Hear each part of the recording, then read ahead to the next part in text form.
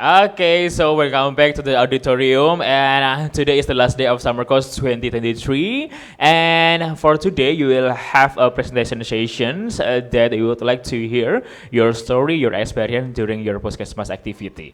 There will be 10 groups who will present their activity during your Puskesmas period. So make sure your friends in your groups is already here to present your project or your recommendations. So let me inform some rules for the group presentation. First thing first, you only have total 10 minutes to present your group presentations.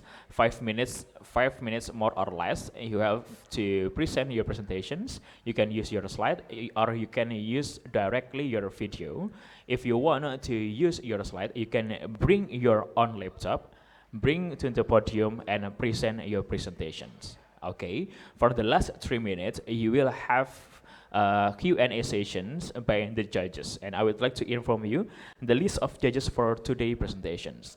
The first one is Dr. Andes Abdul Wahab, MPH, for Department of Biostatistics, Epidemiology and Population Health, Faculty of Medicine, Public Health and Nursing. And the second one is Dr. Sylvia Utami Tunjung Pratiwi, MSI, as a Secretary of the Doctor of Pharmaceutical Sciences Program for the Faculty of Pharmacy, UGM. Terima kasih Bu Sylvia sudah hadir. And then the third one is Dr. G. Rizandi Narawidina, MDSc, Ph.D. from Department of Pediatric Dentistry. Terima kasih Ibu sudah hadir. And last but not least, we have Dr. Dwi Aris Agung Nugrahaningsih, MSc, Ph.D. from Department of Pharmacology and Therapy, Faculty of Medicine, Public Health and Nursing. And we would like to check for the group one. Which one? Group one? Okay. Only 3 of you? Yes, okay. And then group two. Group two, which one? Group two? Okay, over there. Thank you. And then group three. Do we have group three? Okay, only you. Okay, next. Group four. Group four. Okay, 1 and 2. Okay, great. And then group 5. Which one? 1, 2. Okay, 3. Okay, nice. And then group 6. 1 and 2, 3, 4. Okay, nice. And then group 7. Over there, 1, 2. Which one? Okay, 3, 4. 8. Group 8. Okay, 1, 2, 3. Okay, thank you guys. Group 9. 1, 2, 3, and yes. And last but not least, group 10. 1, 2, 3. Okay, so which group do you want to prepare for the first presenter? Okay, start from group 1. Okay, so give applause for group 1. Yay. So you can go directly to the podium. Do you want to use another slide, guys? No, only video. Okay, so make sure before we show the video, make sure you give some short introductions and etc. Okay, you can use the mic. Mas, tolong mikrofonnya boleh?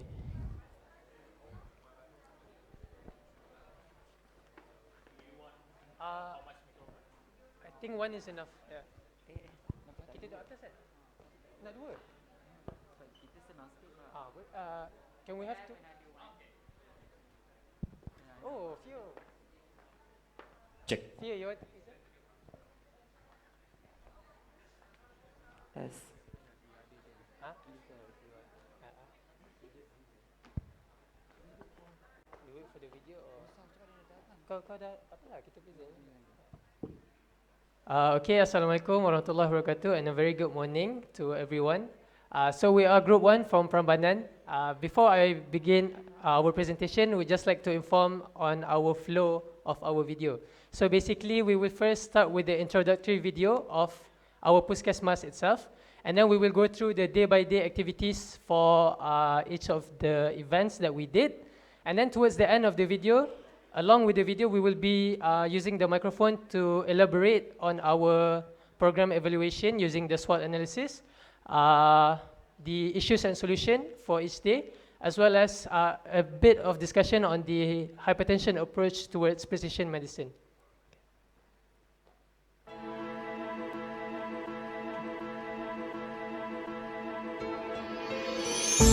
Puskesmas Prambanan, or Prambanan Health Center, was inaugurated on December 29, 2021, stands as an icon of health in the enchanting landscape of Prambanan. With a mission to deliver healthcare services that are high quality and accessible, Puskesmas Prambanan commits to enhance the well-being of the local community in the shadow of Prambanan's ancient wonders. Okay, so this is the way on where we go to Puskesmas Prambanan. So on day one, we had the exercise activity. So the session was very engaging. Next, we went to first aid education where we target the school students.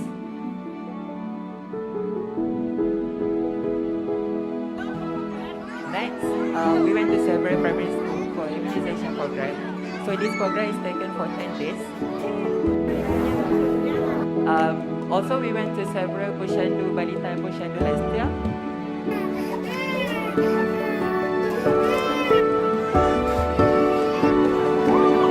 So, basically, we assistants from health target.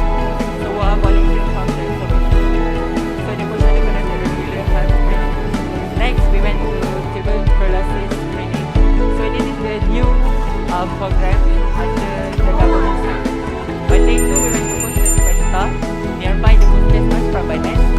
So the general assessment like a quick management we observe on this activity. So the target population was the children under 5 years old.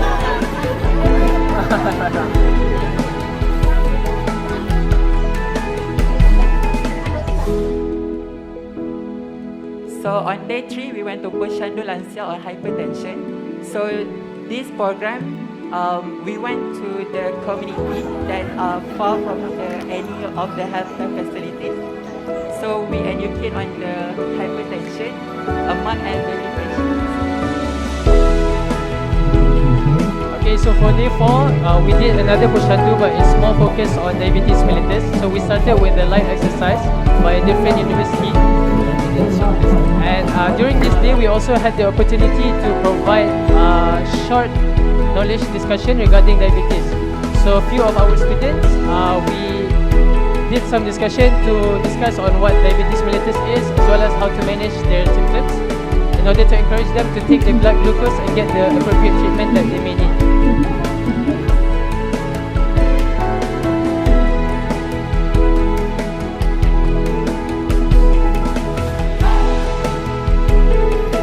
The last Posyandu, we went uphill to a rural area to focus on the cholesterol as well as the uric acid test. Here we also managed to help the pharmacists by filling the medications as well as helping with the dispensing. And then so for our program evaluation, using the SWOT analysis, the strength of our overall program, we think that it has very systematic and smoothness of the flow. And then the weakness is that there is limited stocks of medication for the Posyandu. The opportunity is that we help to enhance the community understanding as well as the threat, which is we have a risk of community resistance. For the issues and the solutions, at Posyandu Lansia, there is less male attendance. So we can fix this by considering conducting the Posyandu during the weekends as well as lack of alternative drugs during the Posyandu sessions. For the tuberculosis associated with diabetes mellitus, the issues were unsystematic flow as well as majority of people are not wearing masks. So we can the solution is to implement queue management system as well as for them to have a strict hygiene and also isolation period. Okay, we are choosing hypertension as our for hypertension. However, implementation of genomic analysis is not yet established due to variability in genomic analysis interpretation. However, according to several studies, the pertinent features such as age must be addressed to personalize the management for each patient. Because in another study says that blood pressure activity is really effective for the management of hypertension compared to traditional one. So this is our group and these are our recommendations. So that's all from us. Thank you.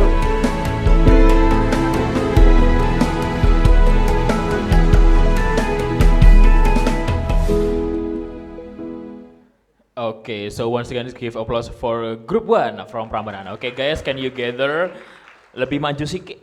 Nah, gitu. Oke, maju lagi boleh? Ya, situ. Nah, okay.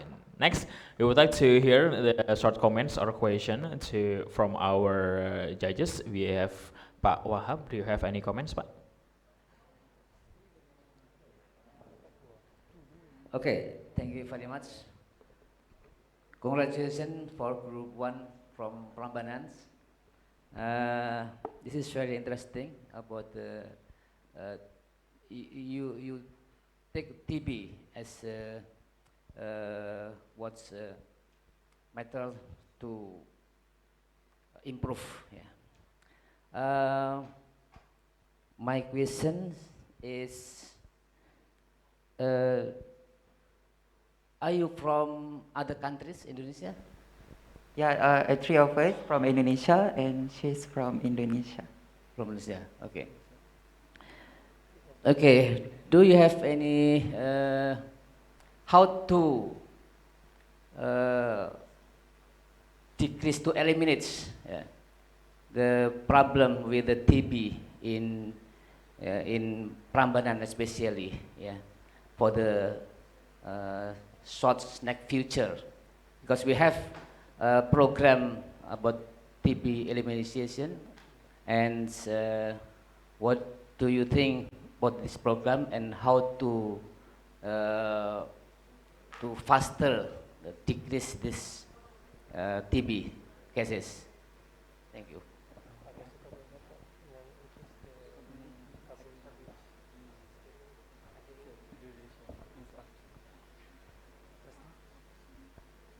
Instead of diabetes only, we can also focus on patients that have different conditions, increasing coverage.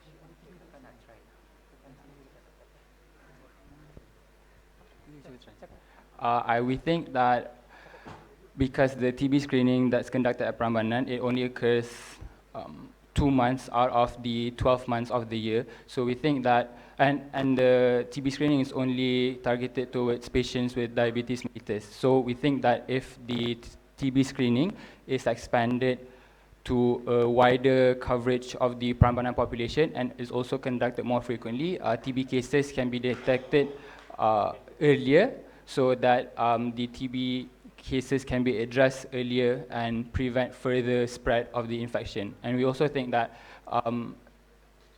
encouragement of TB vaccination among the Prambanan population can also help to contain and eventually eliminate the spread of TB in Prambanan. How about the response from the community about the TB elimination program? From the program that we had. Yeah. Community, do they interest to what's involved in this program, screening, and then to eliminate this TB program in Prambanan? From our observation, we see on tuberculosis screening, the attendees from the population are quite high. So, and also after we were discussing with the healthcare professional staff there, he said that out of 150 patients, around 20 to 30 was diagnosed with TB. So I would say from our observation, the activities are necessary to Prambanan population.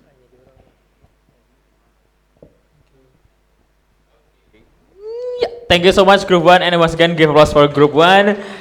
Okay, guys, congratulations for your job, and you may back to your seats. Okay, and yes, let me handle those mix.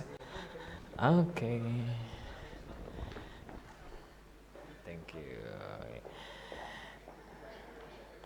Yep, let's move on to the another groups. We have Group 2. Yay! Where is Group 2? Okay, so once again, you have 10 minutes. Yeah, use 5 minutes at first to present your project, and then for another 5 minutes, we'll have the short discussions. Okay. We have a video as well. Okay, of course. So this is the timer. You can check. Okay, you can go on the stage.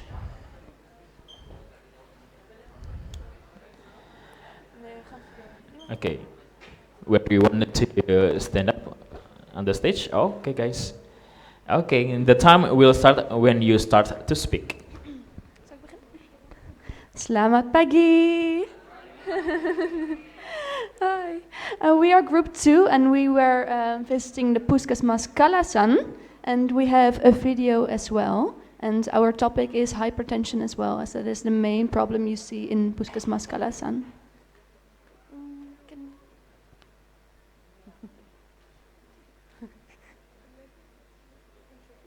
Selamat datang. Welcome to our journey into the heart of a local village in Indonesia, where we explore the implementation of a hypertension care program. Join us as we navigate through the challenges, innovations, and the promising future of a healthcare in this community. Noticed a lot of hypertension cases in our village, and this has been a concern for a while. Awareness about managing conditions like hypertension was low in the village.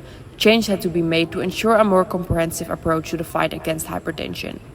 Understanding the community's concerns is crucial. Let's delve into how the local healthcare team addressed these issues.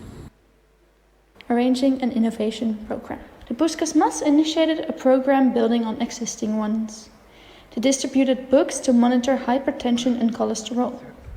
These resources helped community members and healthcare providers to actively engage in the health of the people that visit the Puskesmas. By leveraging existing programs and introducing innovative tools, the healthcare team aimed to empower the community in managing their health conditions. We look at the blood pressure levels and monitor changes over time from people that suffered from hypertension. And the evidence-based approach allowed us to assess the program's effectiveness. To improve for the healthcare in the community, we're considering health education workshops, encouraging healthier diets, and more community engagement. As we conclude our journey, it's heartening to see the positive impact of the hypertension care program by addressing community problems, arranging innovative programs, and evaluating with evidence. The local healthcare team has set a foundation for a healthier future. The journey continues, and the possibilities are endless. Hi! Welcome to Puskesmas Kalasan. This is the Puskesmas. It's very green, as you can see. We just showed you a short video of all the activities we've done during our time at the Puskesmas, but I'll make a short summary of what we did. We went to a pregnancy club, we went to a village building where they measured different kind of things like hypertension and cholesterol and blood glucose. We went to a vaccination program at a school for children aged like 5 to 12 years old. Very cute children. And we also had some home visits of patients with hypertension. And we've seen and noticed actually that a lot of these patients, a lot of people in the Kalasan have problems regarding hypertension and diabetes. And we also noticed that the hypertension is well regulated with different kind of books. Yes, now we'll show you one of these books. Kalasan empowers Pak Tani Basmi Sukateki. So this is the book of Pak Tani Basmi Sukateki, which is Parikesit Tanggap Peduli Bersama Atasi Hipertensi Siap Untuk Kelola dan Pantau Tekanan Darah Terkini. Parikesit is taken from the name of the Wayang character, who is the son of the character Abimanyu. Parikesit is a good, fair, and wise king figure. Parikesit is the Putra Putri Kalasan, healthy, integrated, alert. So it means healthy girl and boys from Kalasan stand by for integrated early detection together with overcoming hypertension and ready to manage and monitor the current blood pressure to solve the problem. Naming this innovation branding with the figure of Pak Tani because the majority profession in Kalasan are farmer. So it's hoped that this innovation will be more accepted and close to the daily life and habits of the people in Kalasan. Sukateki is a grass that disturbs Pak Tani's cultivated land that must be eradicated and controlled to its roots because Sukateki is unlikely to disappear. Just as hypertension is known as a silent killer disease that must be controlled.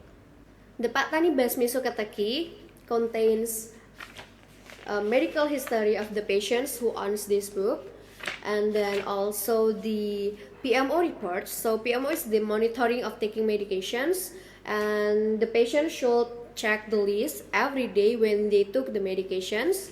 And There's also the evaluation graph. So once in a month they will do post-bindu, and during the post-bindu the health professional from Puskesmas Kalasan will test the blood pressure of the patients and put the dots on this graph. At the end of this book, there's some education for the patients with hypertension, about the hypertension itself, about the definition of hypertension, classification, signs and symptoms, and also risk factor, how to prevent hypertension. And then at the end of this book, there's also the food, the list of the food that can be eat for patients with hypertension, and also the menus.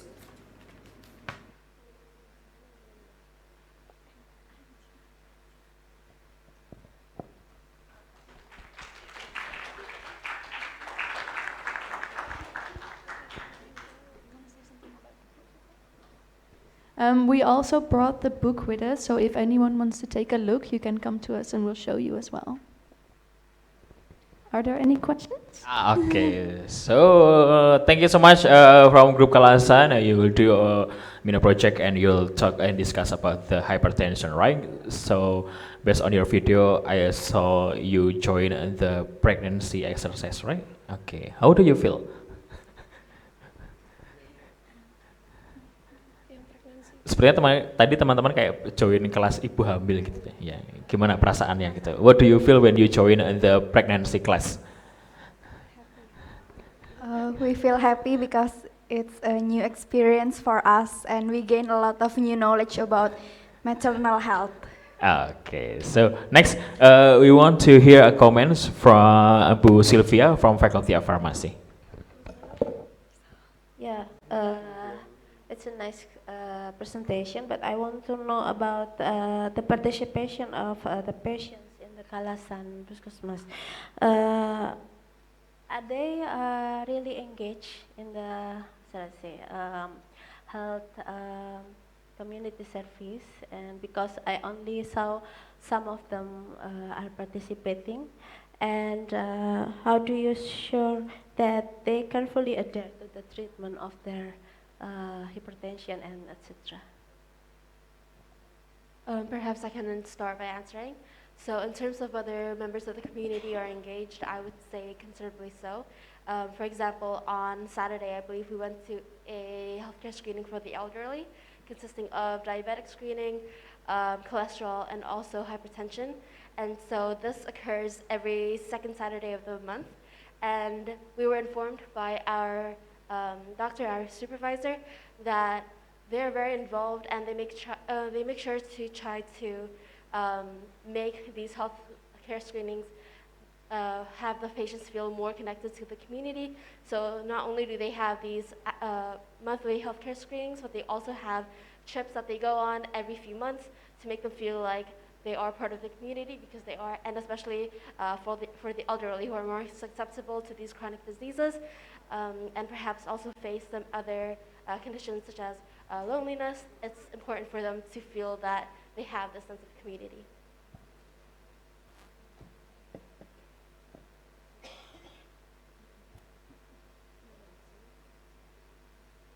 So, is there any comments or questions, Bu Sylvie? Enough? Okay, so thank you so much. I once again give applause for Group 2 Kalasan. And guys, if you want to take a look about the buku Pari Kesit, right? So you can borrow the book from the Group 2. Okay, thank you so much. You did a great job.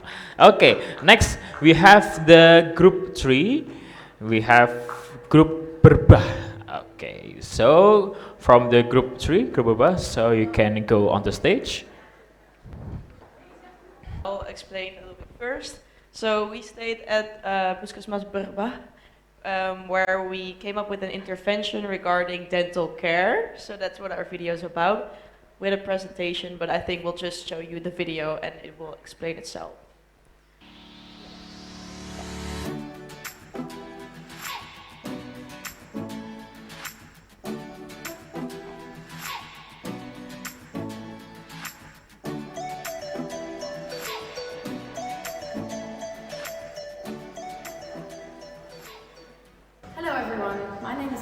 And I'm a medical student from Vrije Universiteit Amsterdam.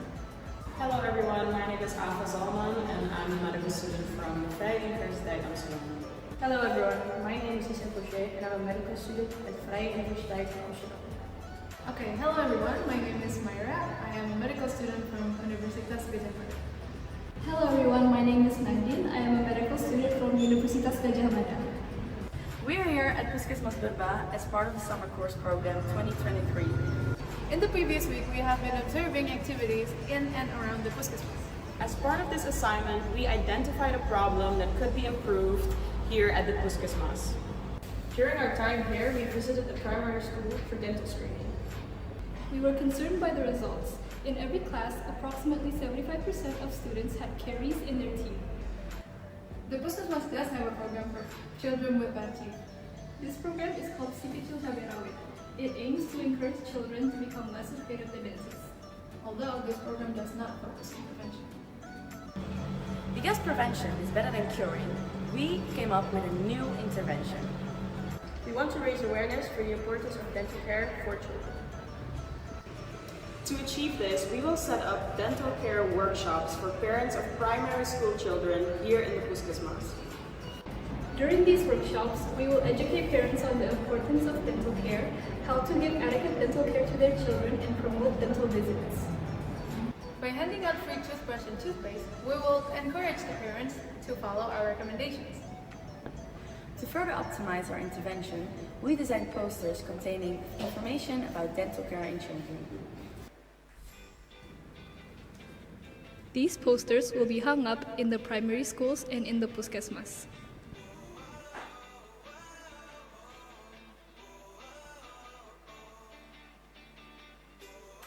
To evaluate our program, we have come up with some strengths and weaknesses for this intervention.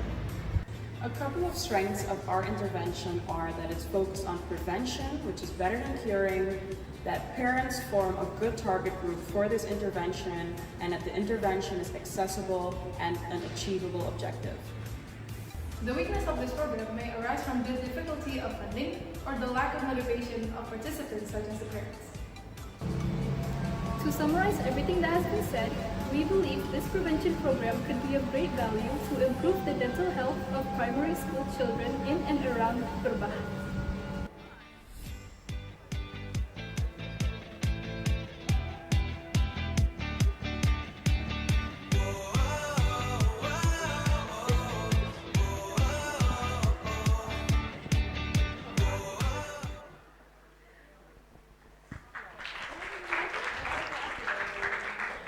Okay, so thank you so much, Group 3. So, Mas Heru, can you back to the slides or?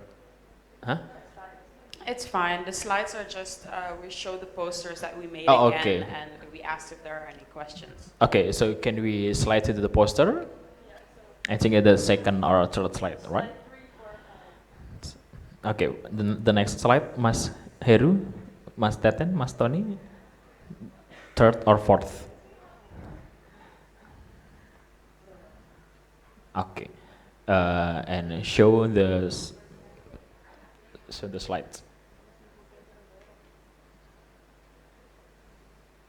Present, yeah, that's good. Okay, so while we are watching the posters, we would like to hear the comments from our judges from Faculty of Dentistry, Dr. Gigi Zandi. I think it's a correct person from the correct groups, right? Okay, hi everyone. How's going on today? Are you fine? Yes, we're doing very well, thank you. Okay, thank you, Master of Ceremony, for your fantastic talks. So, my name is Audree Zandi. You can call me Sandy. I am from Pediatric Dentistry Department, Universitas Gajah Mada. So, it is very interesting because this is my field of science of today. So, I just curious your videos and how about the acceptance and understanding about the communities, about the importance of maintaining of our dental health, especially in children, because you know, early childhood caries is a very big issue, especially for Indonesia pediatric dentists now, and we hope that we have a big mission in 2030 we could achieve for the Indonesia free caries for children. So I saw and noticed for your future recommendations. Is it your poster recommendation? Is it, yeah? Okay, so I just want to know how about the communities in Berbah for the acceptance and understanding about how to maintain their children's health. Thank you. I think a big part of the workshop that we would want to give to parents, a big objective is to give education and to raise awareness about the importance of dental health for their children. So that's something that we would like to teach them and tell them why it is important to maintain the dental health of their children.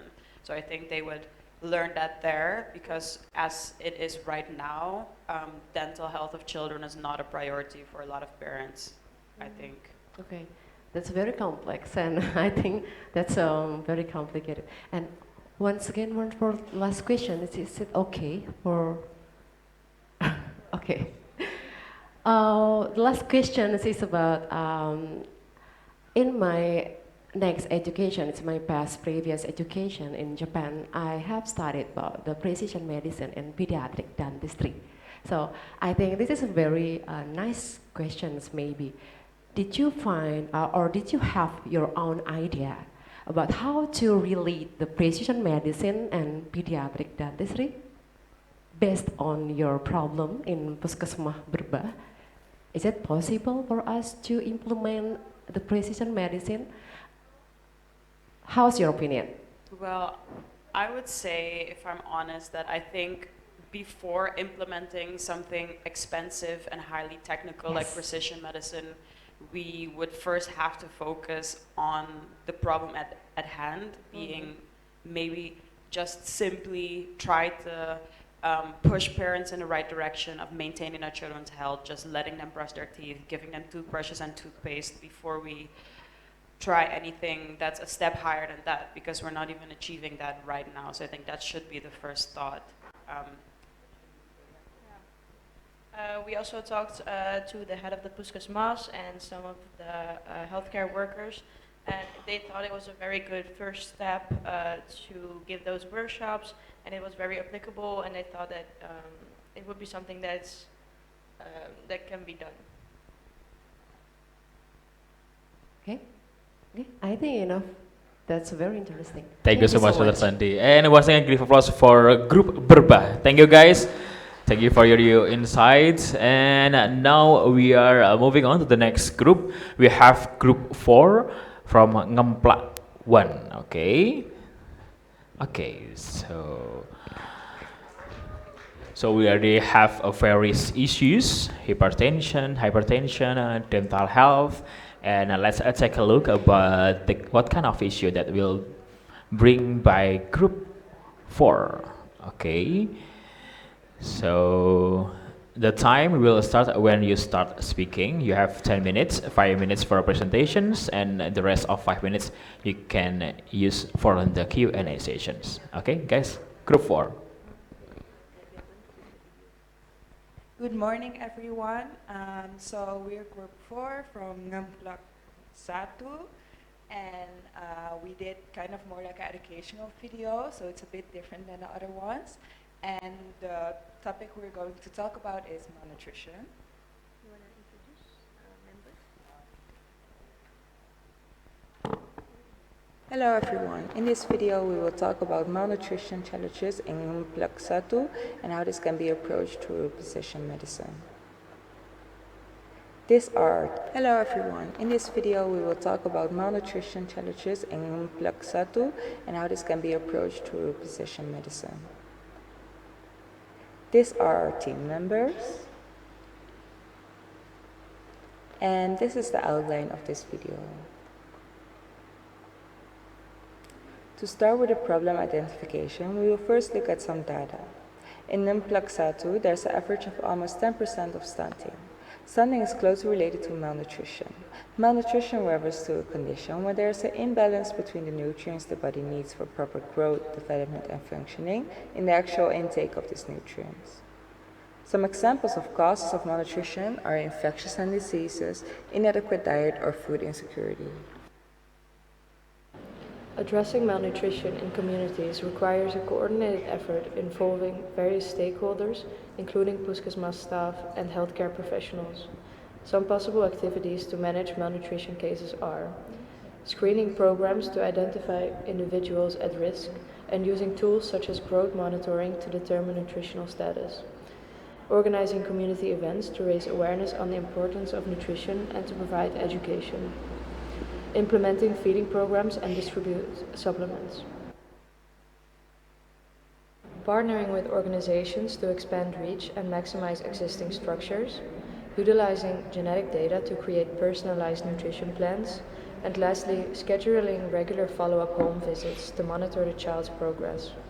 By incorporating these activities into community health initiatives, the approach to managing malnutrition becomes more targeted, efficient, and personalized.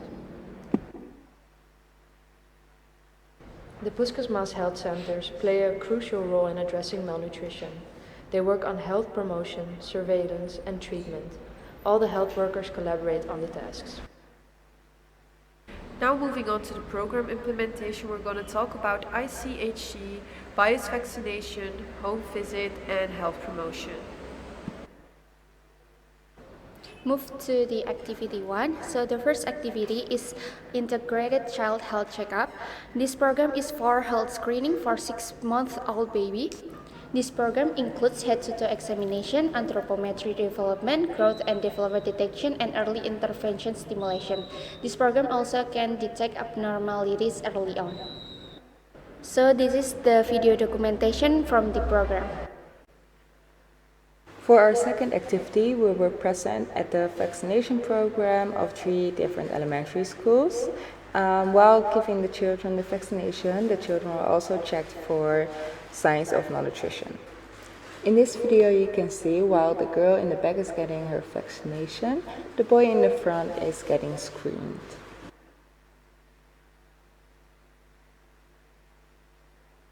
So for our third activity, we had a home visit to a child with complex case, including malnutrition.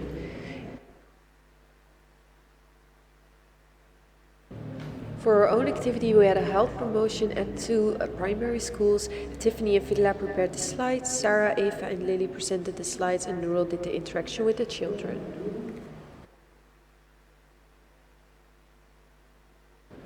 For the program evaluation, we evaluated health promotion. The strength was that starting young with promotion and development of healthy habits and lifestyle. A weakness was that we were not sure if the children processed the information well. An opportunity was that teachers and other adults present to reinforce the learned material. And the threat was that not enough information is shared with the children. The last one on future recommendations. Number 1, conduct nutrigenomics education program to inform how genetics can respond differently to nutrients. Second, provide genetic screening for individuals with nutritional risk. And third, use metabolic profiling and nutrients biomarker assessment to personalize nutritional requirements. Next, establish health data platforms that combine genetics, clinical and lifestyle information to individual health. Fourth, develop mobile health applications that are enable to track their dietary habits.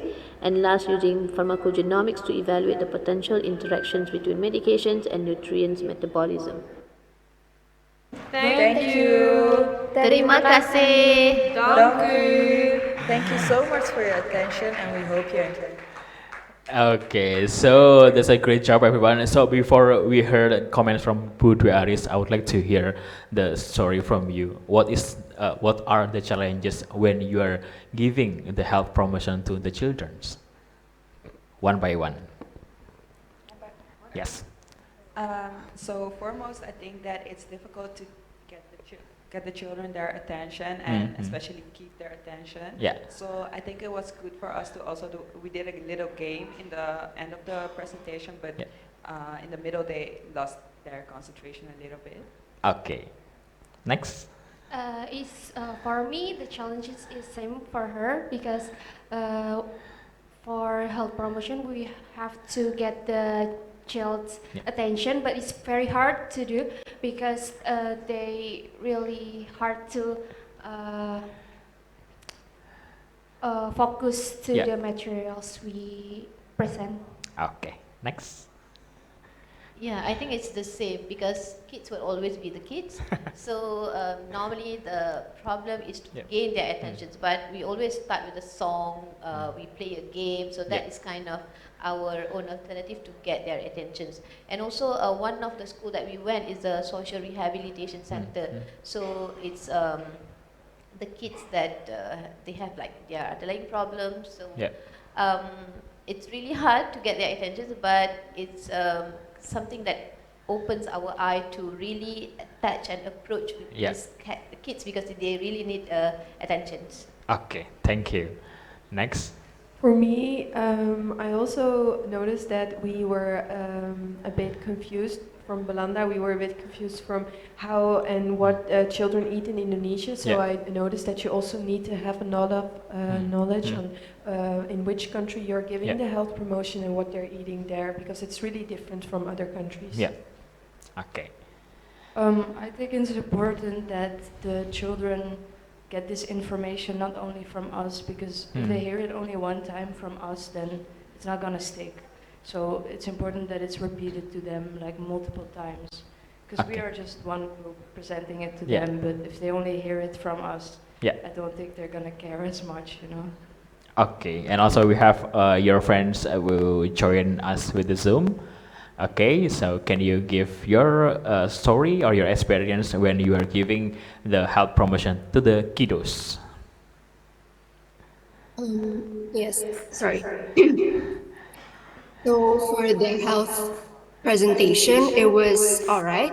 Maybe there were some challenges such as the language barrier.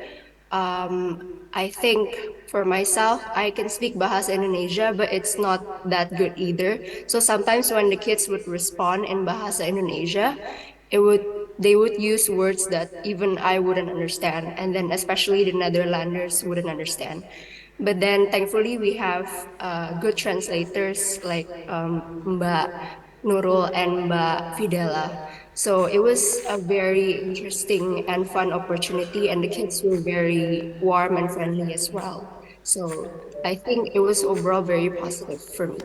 Thank Okay, you. thank you. Yes, and Bu Dwi Aris, do you have any comments? The group discussed about the malnutrition in pediatrics.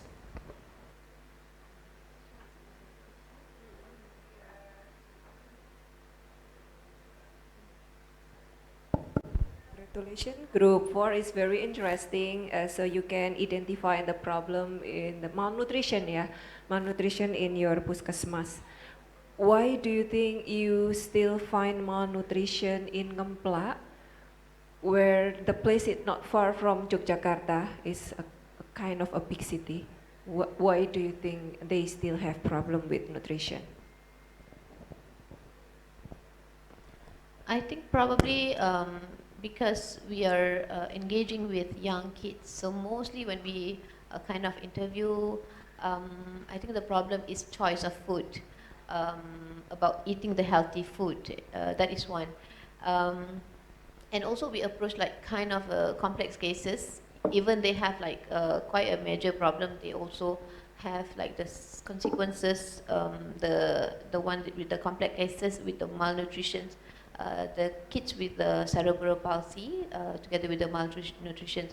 And I think probably that is one that we mentioned, probably there is a underlying genetics predispositions that we could in future could tackle on this.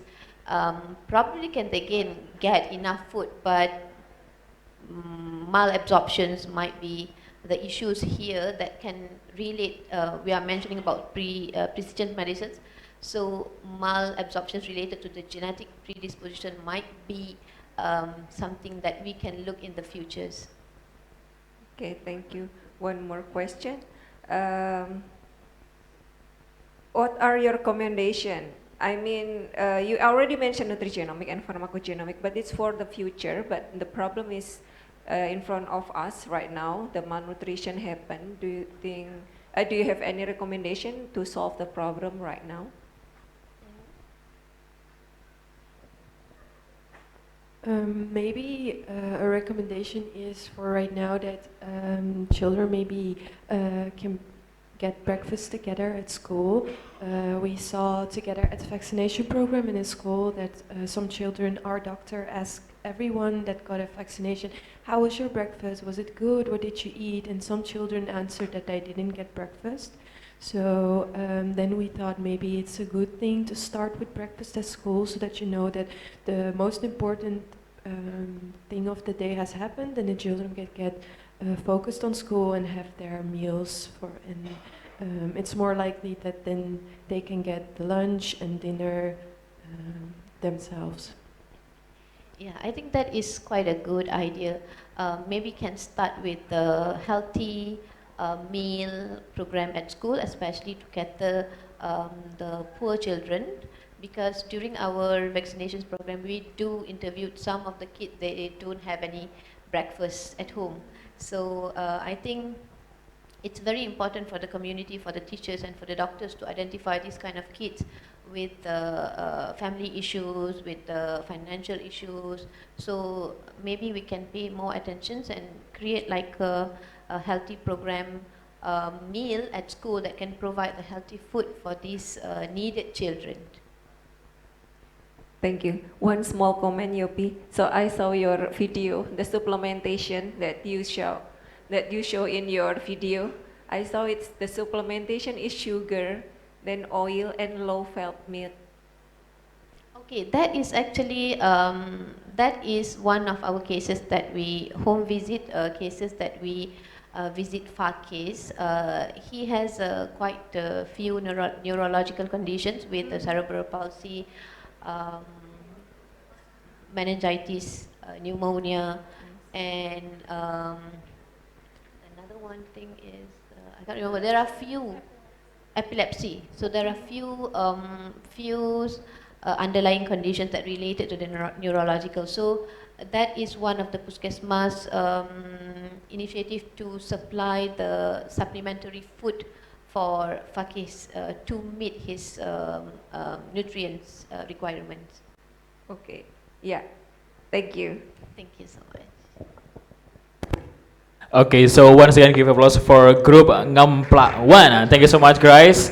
That's such an interesting topic. You discuss about the malnutrition, especially for the pediatrics. Okay, and now we are again going to move to the next group. We have Ngamplak 2, right? Okay, so from the group Ngamplak 2, so you may go on the stage to present your mini projects. Okay, once again I would like to remind of you, you have 10 minutes total to give your presentations and Q&A sessions, and you can take a look for the timer on the screen above the stage. Okay, over there.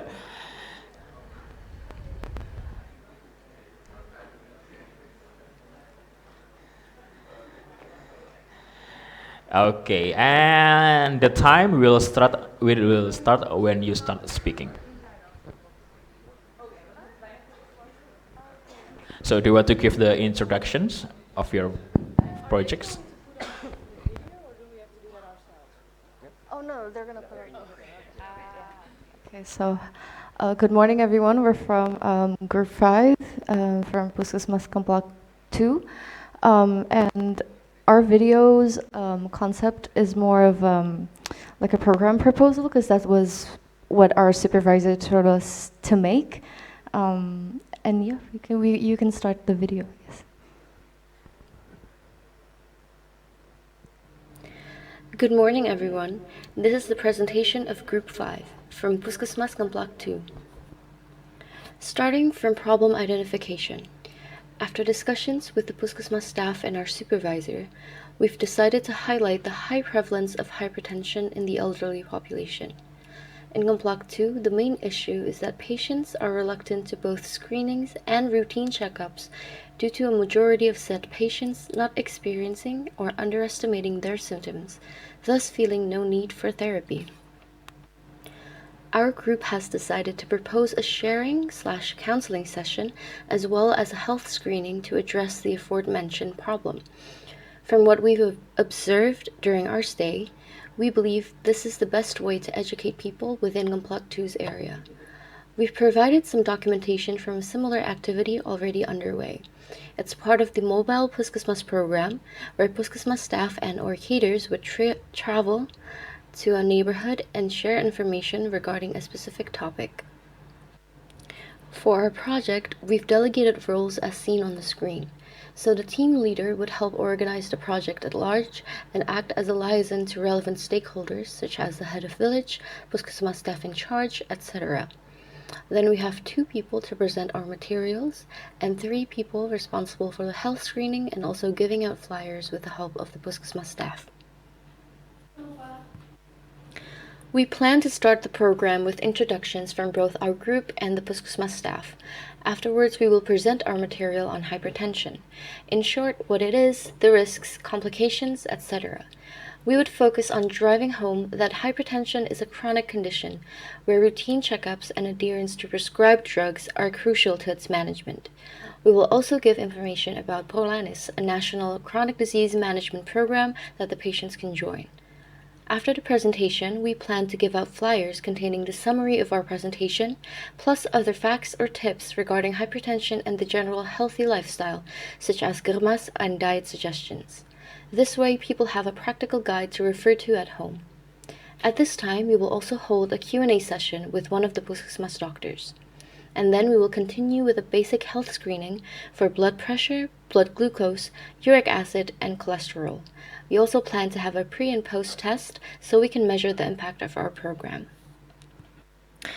For the evaluation, we think that our program's biggest strength is how simple it is. At the core, just a sharing session. So it's very reproducible and can be done anytime, anywhere, even slipped into other neighborhood activities. There's also the chance to speak on other prevalent diseases in the community. On the other hand, a program like this is only successful if we manage to effectively engage the participants. And because we're aiming for increased awareness in the general population, we might only see significant results after a longer period of time with a continuous regular program. This might be difficult to execute when there is a lack of personnel or scheduling issues with other Puskesmas programs. Last but not least, a few recommendations. We think that it might be good to start these programs earlier, say in the high school population. This way, when they reach the age with a higher risk factor, they're already aware of how to manage it. We also believe that new research into this population on the genetic predisposition of non-communicable diseases like hypertension and diabetes can be beneficial in the future. That is all from us today. Thank you! Okay, thank you so much. Do you want to add something regarding to your presentations? Or we can directly go to the Q&A session? I think we'll go directly to the Q&A session. Okay, so Pak Wahab, do you have any comments?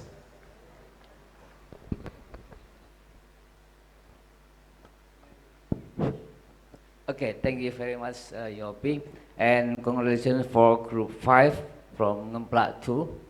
Okay, nice presentation and the systematically structure in this presentations. And as you said that have hypertension now is going earlier than the last time. Yeah. My questions: what are the reasons? Yeah, this hypertension now getting earlier than the old ones. And the last time, you know that hypertension is usually as adults. Yeah, adults are elderly, but now hypertension also suffer youngers. And okay, what is the reason or cause of these events? Thank you. Waalaikum warahmatullahi wabarakatuh and good morning. So regarding the question is why do we have like earlier prevalence of hypertension among younger age compared to previously, right? Okay. So first regarding the risk factor itself, I think the increase in amount of inactivity and also in the unhealthy lifestyle, unhealthy food can lead to the earlier development of hypertension. And secondly, we must also not forget that maybe our screening has become much better. We included a lot of people in the screening, even the younger one. So we detect more prevalence of hypertension among the younger age individuals compared to previously. Previously, maybe we targeted the older age, but currently we are including more and more individuals into the screening. So that might explain why we might see that there is seems like an increase in the prevalence of hypertension among younger age. That's all. Okay, thank you very much. Then how to improve or to eliminate the hypertension among youngers, because now you said that lifestyle and not activity, not active, yeah, it is the cause of the hypertension. So what is the solutions do you propose? I think we've covered this a little bit in our presentation as well. From what we've observed in our time in the Puskesmas, there is a lack of programs targeting that population, high school, middle schooler, even like college-age kids like us. So I think the best way to start is by continuing the program that is already going on, like penyuluhan to the community, but also targeting like high school students, so the awareness can be built from a much younger age. I also think that high school students nowadays are also a lot more aware than we think. If we would make a program like that, they're a lot more easier to engage, and I think it'll be easier to again build the awareness in that population. Okay, that's all. Thank you.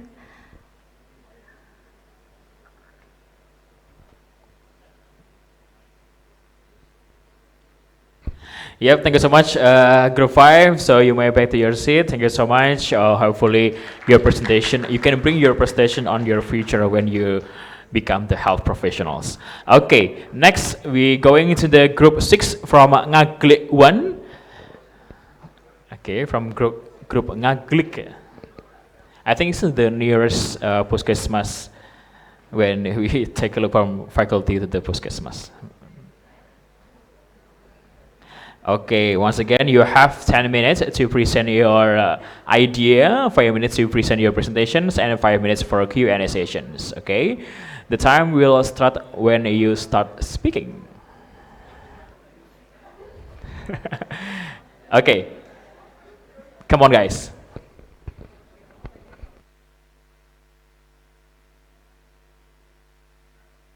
Test. Okay, a very good morning to all. So we are from Group 6 at Ngaglik 1. So we will start our presentation with the video. Enjoy.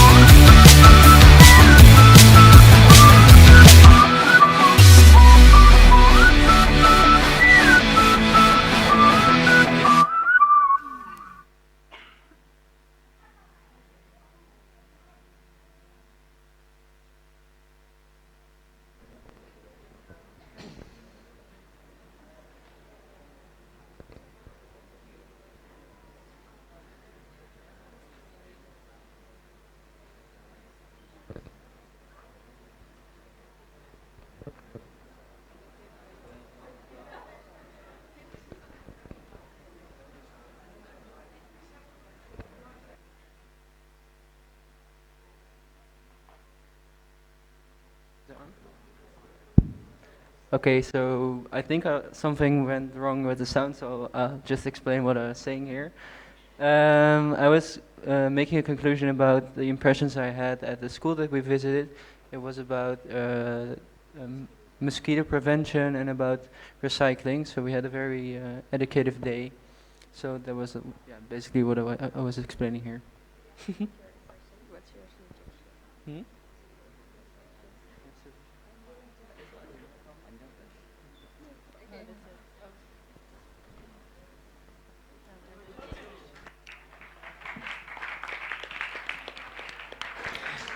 Thank you so much. Gojo Satoru. Okay, so that was so much interesting activities, and before we hear comments from Bu Sylvia, I would like to ask one question. Is it possible to use cultural activities such as gamelan or traditional dance to deliver about the health promotion and preventions?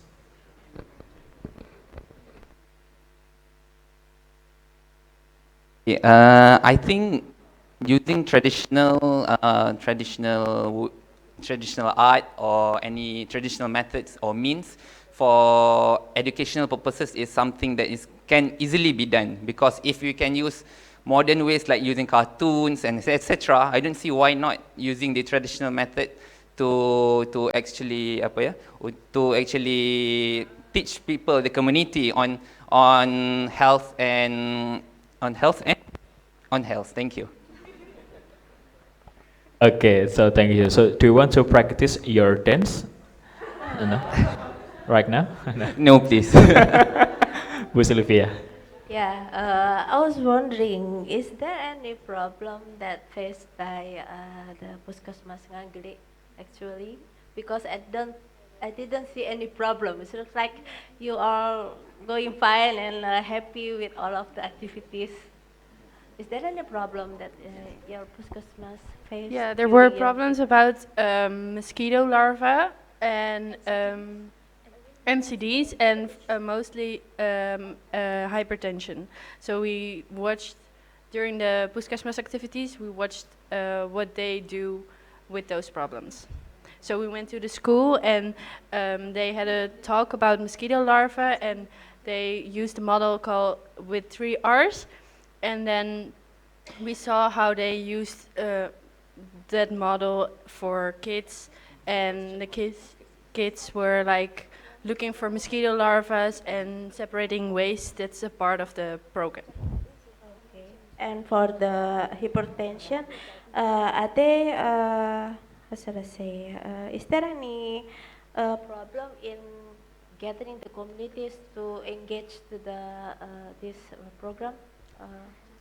Okay, maybe I would like to add a bit from what Suraya has mentioned. So basically, in the Puskesmas, we have identified the sole problem, which is the dengue cases. And then from the Puskesmas itself, they conduct an initiative called Acil, and in which we go and supervise the schools and look for is there any larvae contamination in the stagnant water. And we also did some education on bringing awareness on the characteristics of the mosquitoes and what to do and not to do to avoid the dengue spread. And also we also emphasize on 3R, which is it is kind of related to dengue cases, because recycling, reuse and reduce could prevent the dengue cases as well. And that is for the primary issue at the Puskesmas. Yeah. Apa tadi?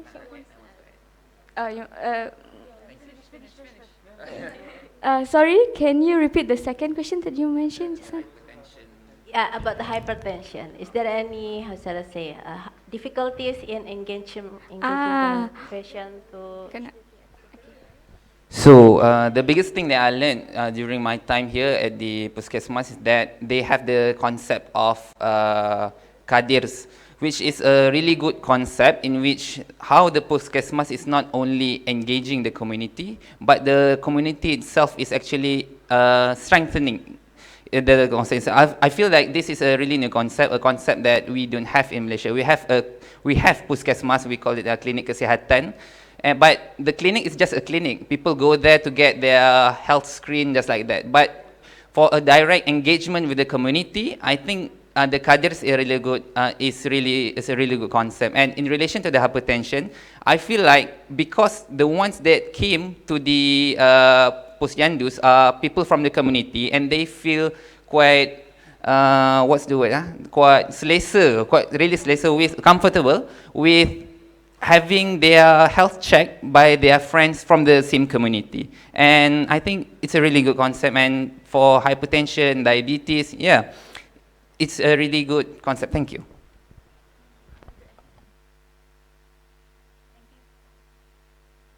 Okay, so once again, give applause for group Ngaglik 1. Okay, thanks guys. So you may back your seat before we continue to the next group. Prof. Gunadi, from the 7 groups, do you have any short comments or just a brief comments? Group 1 until group 7. Yeah, thank you. It's very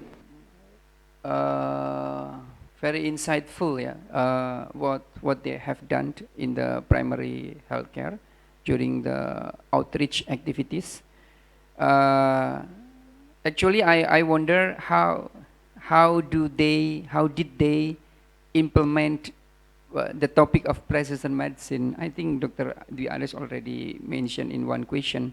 How did they implement, or how did they explain to the health provider, lay person, the patient, more they present regarding the hypertension, diabetes, but less on the topic of precision medicine. So I think this is also our challenge for the committee to more involving the topic what we do hope implement during the outreach activities. That I think my comment. Okay, so thank you so much, Prof. Gunadi. And now we are going to the next group. We have group Melati 2 as a group 7. Okay, so as long as I remember, we have Brian and Tim. Okay,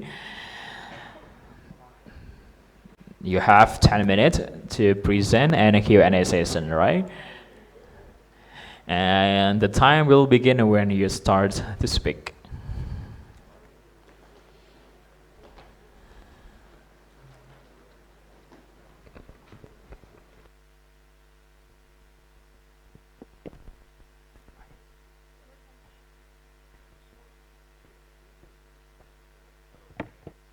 Check. Oh, okay. Hello, everyone. We are from Group 7 from Puskesmas Melati 2. Here with me, there's a Josh, Kim, Azara, Ajaja, and also me, Brian, and also one of my friends, which is Nusa. Unfortunately, she cannot join this session due to she has a class that she left. So here's our video.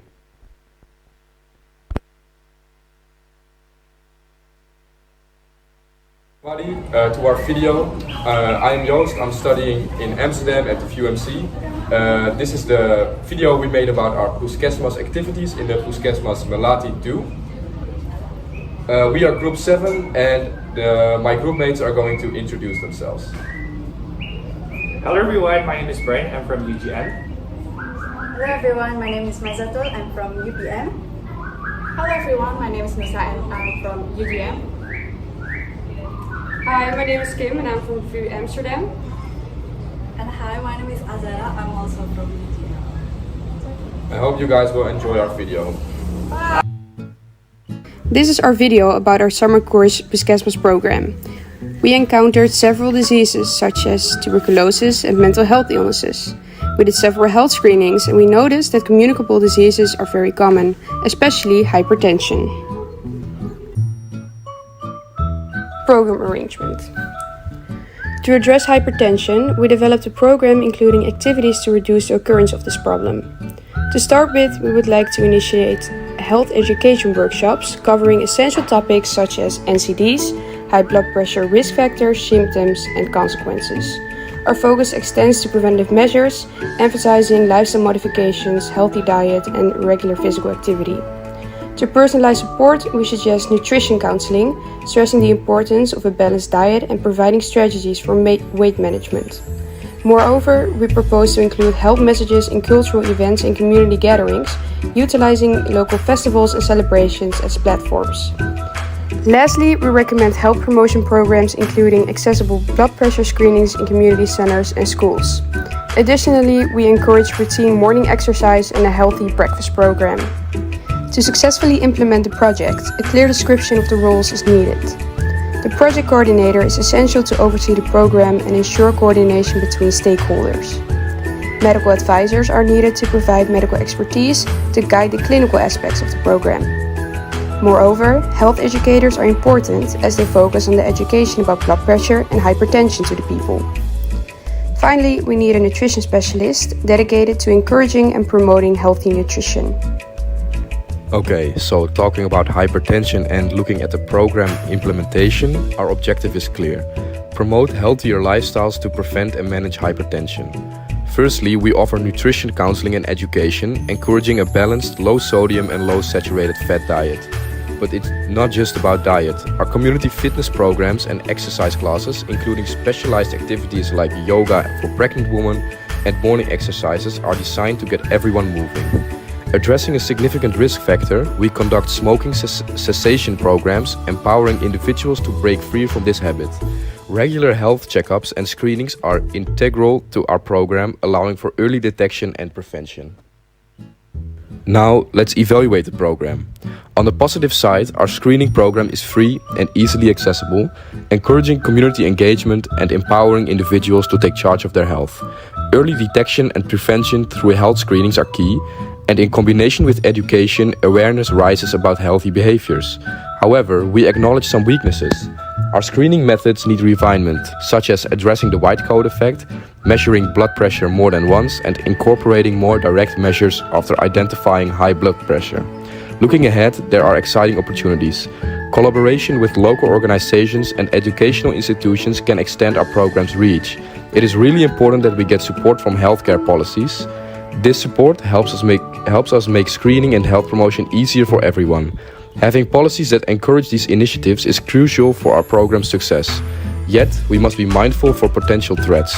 Changing demographics could impact our program's relevance, and there may be stigma and fear associated with health screenings. For the future, we have several recommendations. Implementing long-term monitoring, expanding prevention efforts, ensuring plenty of appropriate educational materials, and diversifying materials for easy understanding are key priorities. Financial sustainability is crucial, and we aim to respect privacy and use clean, appropriate materials during health assessments.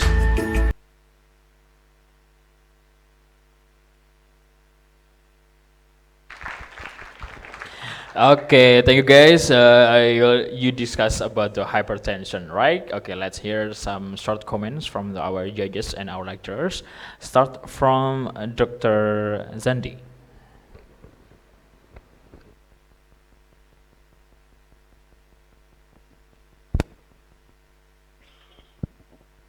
Hi guys, Hello. I hope you are doing well today. So I'm from Faculty of Dentistry, Universitas Gadjah Mada.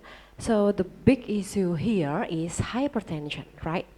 So I just want to curious your, maybe I skipped your informations, but how about the strategy of the Puskesmas for the latest, I don't know, the latest update of the strategy, how to communicate the community and how to engage? Is it, do you have any other ideas? Maybe it more effective to be implemented, especially in the step of the early detection and prevention, because it is a mandatory in precision medicine that we have to specify the target specific in our, I don't know, this is the cases of our hypertension. So do you have any future recommendations to relate the precision medicine in this topic? This is the first question. Okay, thank you for the questions. We do think that the implementation program of the prevention of the hypertension is really good in the Puskesmas, specifically for Melati 2, knowing that Indonesia is a very diversity with a large number of people. So the key point of the preventions is about the empowerment of the community itself. So we think it is an ideal for the Puskesmas to work together, for instance, with Ibu-Ibu PKK or even with Kader Remaja and other things in order to do the early screening. And for Puskesmas Melati 2, they also do the screening for the hypertension and also mental illness since from the teenagers as well, but they conducted at the night due to like the activities, and also that's one of the things how the effectiveness of the prevention of the hypertension. So I think that we don't have any much more recommendations. That program with community engagements is more than enough. I think that's all. If you wanna add something, maybe for my friend. Maybe some for the genetic screening for this early step of the early detections or something else. Did you find your idea? Yeah, so we've actually asked the head of the Puskesmas yesterday about the possible implementation of the genetic screening in the Puskesmas, and they say that of course they need some preparation and time for to do that, but in the future they might be possible to really implement the genetic screening. But for now, as Brian has explained before, it's more than enough, yeah, Brian, for the community screening, even though we believe that there are still many improvements can be done by the Puskesmas. And also for future recommendations from us, not only the people in the maybe Padukuhan or Desa can join the screening, but also maybe it's good if the Puskesmas can also do screening to the university students, since we, for now, for Indonesian university students, don't really have that kind of screening program, because we go to the health center if we do have problems or symptoms, but not for the screening. So we think that it's a good, future recommendation as well. You want to add more, maybe from your Kim or Ajuja? Maybe, yeah. For the last comment, I think Sure. I got inspired by previous presentations that they have tried to approach the cultural values. I mean, traditional cultural. How much in your idea in these presentations, is it good idea for us like a wayang culture to make this creativity values to make the good impact or the better impact of science communications here? We think the approachment of the based on culture is a good thing. So due to, like, for instance, we can mix the screening together with an event, maybe like a wayang event or with another events on a big day in Indonesia. We can do like the screening together at the same time. I think this is a good collaboration. Due to like the participation of the people will be increased as well, because number one, they will do for the entertainment, and second of all, for the screening itself. Knowing that, as Azara said, that it's very common in Indonesia, you won't go to like a Puskesmas or health center if you won't get sick. So that's like why we are struggling about the early detection itself. So I think it's a very good idea if we collaborate with the cultural. Okay, just adding a bit, and also we also already put that idea in our ideas as well.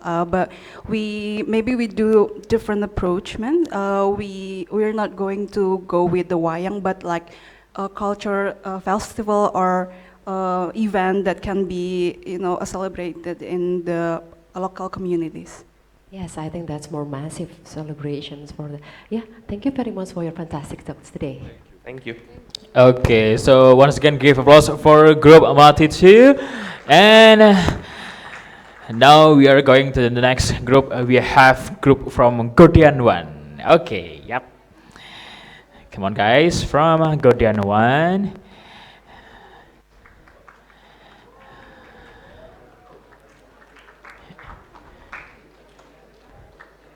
So, how many of you?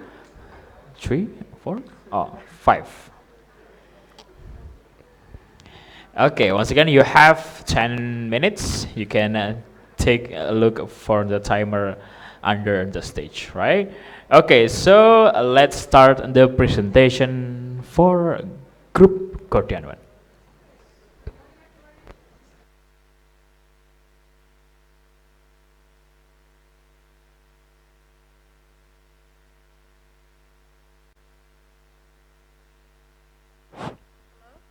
Test. Well, good morning, everybody. We are the group 8 from Godian 1, and we first like to show our video and then tell a little thing about it.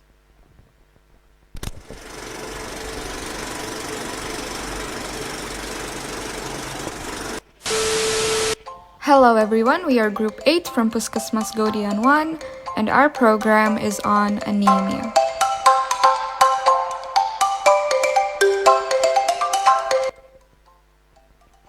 These are the topics that we will tell you about today. And now a bit more about the definition about anemia.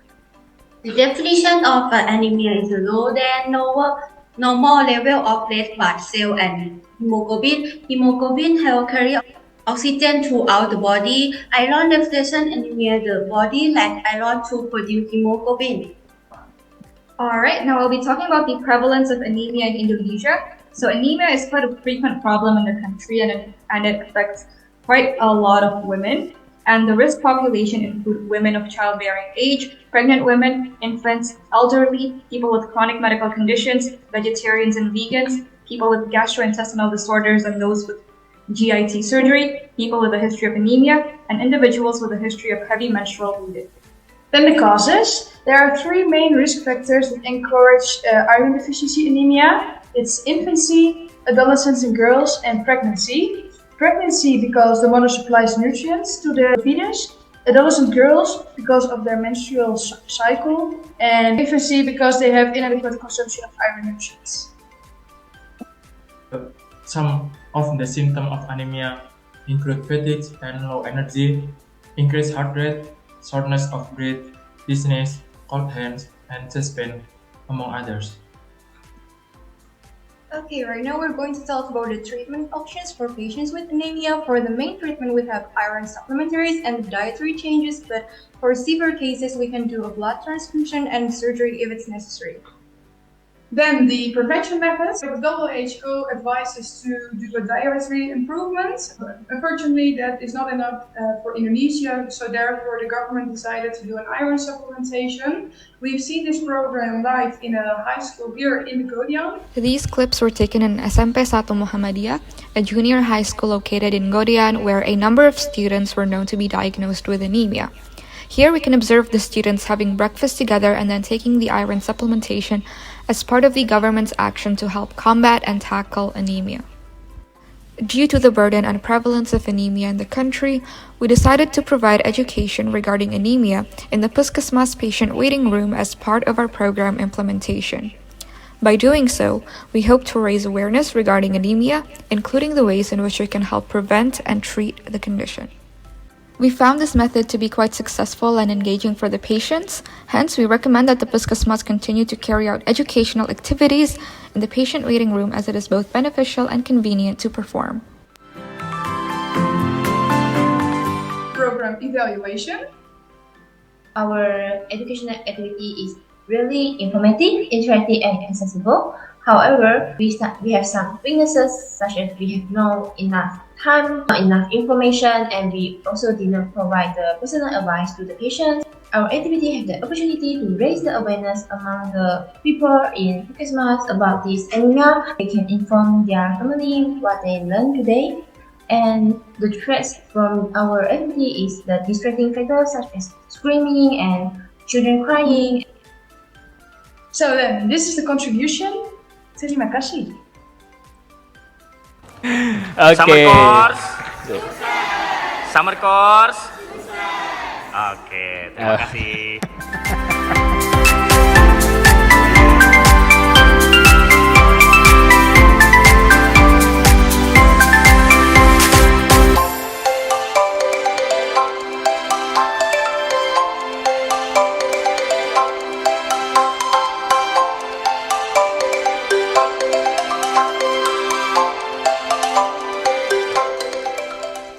Okay, so thank you guys for the new insight about the anemia. Bu Aryani, do you have any short comments or questions in the group Godian 1?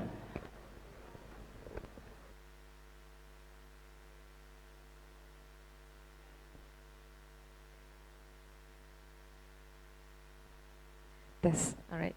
Thank you, Yopi. Hi, guys. How are you? Good. How do you feel? This is maybe your last day in the summer course? How do we feel about it? Yeah.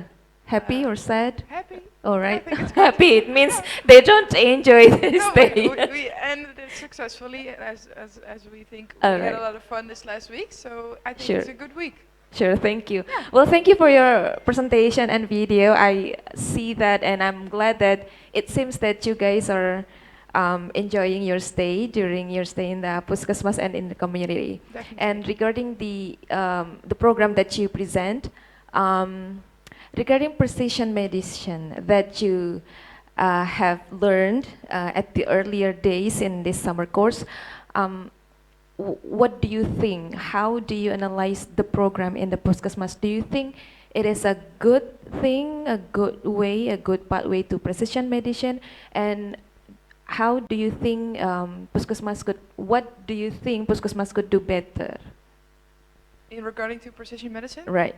Well, we think that there are a lot of other issues that have a higher priority now. So that's why we focused on anemia, and we also saw that diabetes and high blood pressure, as the other Puskesmas, was a really big issue. So therefore we think it is good that the Puskesmas is focusing on these issues right now. But I think the staff is very open-minded, and I truly believe that when the time comes, they will be ready for precision medicine. Right, thank you. Congratulations. Okay, actually we still have a time. Bu Dwi Aris, do you want to add comments or questions?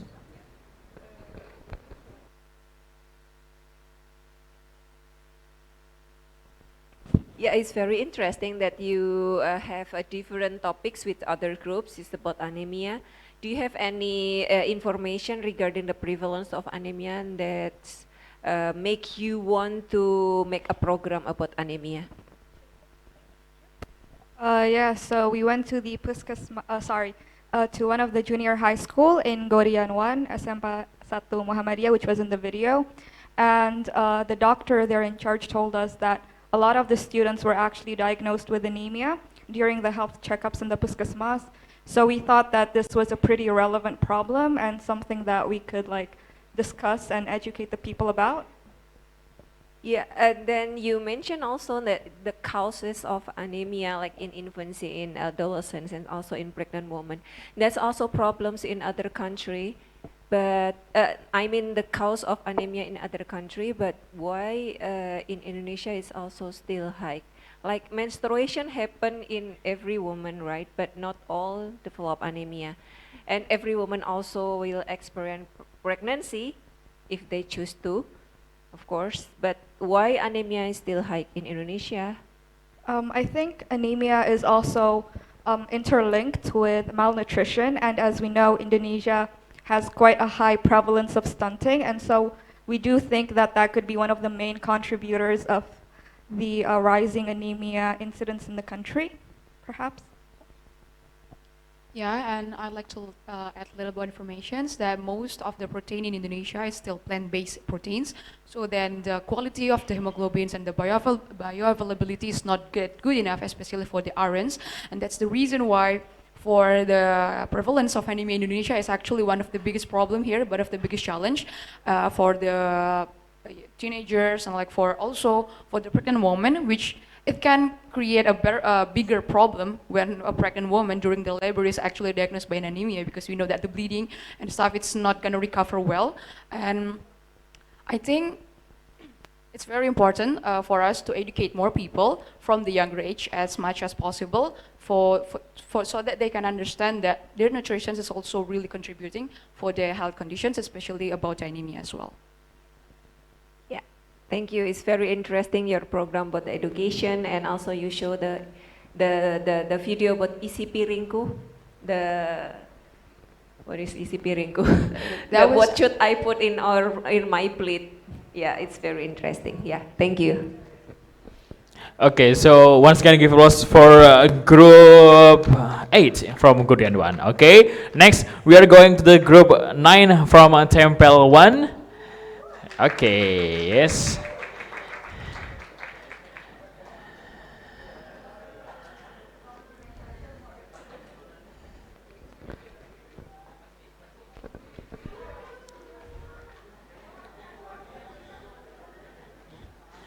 Okay, once again, you have only 10 minutes to present your idea, everyone. And the countdown will start when you start speaking.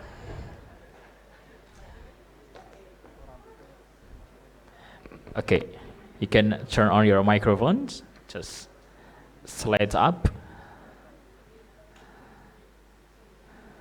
Okay. So hello and good morning to everyone. So we are group 9 from Temple 1 and the main topic is about hypertension. So here is our video. Yeah.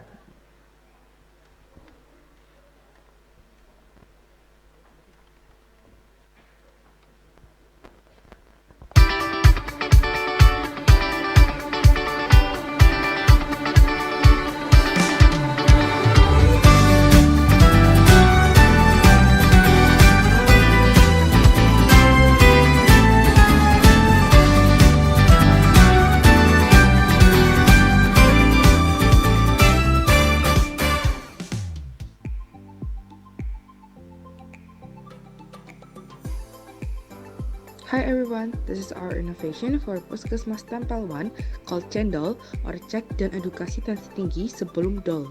In Puskesmas Tempel 1, hypertension has become a prevalent concern driven by various risk factors. The implications are serious, potentially leading to life-altering complications. That's why we emphasize the importance of screening. It's not just a medical procedure, it's a shield against the silent threat lurking within us. The necessity arises from the hesitancy and lack of time emerged among individuals. The booklet aims to empower young individuals by equipping them with the knowledge necessary to prevent hypertension. Our suggestion for this problem is making informational booklet for the young people. Introducing our comprehensive hypertension information booklet. For the young and vibrant souls, prevention is key. This booklet is your go-to companion whether you're living with hypertension or striving to prevent it. The information in this booklet includes more pictures and less text, risk factors, the importance of screening, no symptoms does not mean no risk, the symptoms of hypertension, and complications. Food facts, discover the secrets to a heart-healthy diet, learn about foods to embrace and those to bid farewell to. The power of exercise, uncover the importance of physical activity in maintaining a robust cardiovascular system. Walk more, swap the scooter for a bike, and embrace the heart-boosting lifestyle. And stress management. Explore strategies to reduce and manage stress. Here are 2 examples of what booklets could look like. Where will you find it? In primary health systems. Accessible in health centers, ensuring vital information reaches those who need it most. In schools, empowering the younger generation with the knowledge to make informed, healthy choices. In workplaces, fostering a culture of health where employees are equipped with tools to take care for their well-being. And lastly, community gatherings. Embark on a journey towards a heart-healthy life, because when it comes to health, knowledge is your greatest asset. We also suggest making an information video for the elderly. The video contents include introduction to Part of introduction will be brief explanation about hypertension. Complications are also included in the video as it will explain about risks to health from uncontrolled hypertension, and there are also prevention methods which will explain on the lifestyle modifications. And then there are also treatment options which will explain on the overview of medication for hypertension. There are also the encouragement of regular blood pressure checks as it can help in early detection of chronic disease, and also the conclusion which will summarize key points about hypertension. Where can people find the video? There are 4 different platforms. First one is the Puskesmas screen, like on the waiting room TV where a lot of people can watch it. Next, we can also use WhatsApp groups and Instagrams. Lastly is the QR code, where we can put on the booklets and poster for everyone to scan. To conclude, new ways of preventions have to be implemented in order to achieve a greater impact for the community, especially in Temple region.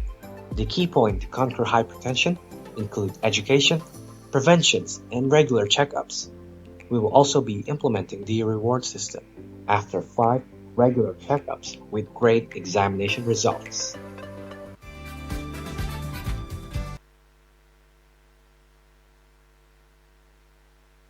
Okay, so thank you guys for the table one. You talk about the hypertension, right? Okay, Pak Wahab, do you have any short comments or questions? Okay, thank you very much. And my short comment is that this is a nice presentation and great. I just want questions for you about the what is program your suggestion or your recommendations that's correlates to the precision medicines, yeah, like Professor Grady said about it. Okay, please. Hi. We've decided to first try to better the basic care. The healthcare workers at our Puskesmas told us that the amount of people that take hypertension seriously is very low, and that people still do not come to screenings simply because they think this is not a problem. So before being able to implement precision care, we feel it's important to raise awareness, because if you implement precision care but nobody shows up, then the precision care doesn't work. So we decided to put our attention and hard work into raising awareness among the elderly, but also the young, so that when the awareness is there, then we can implement precision medicine.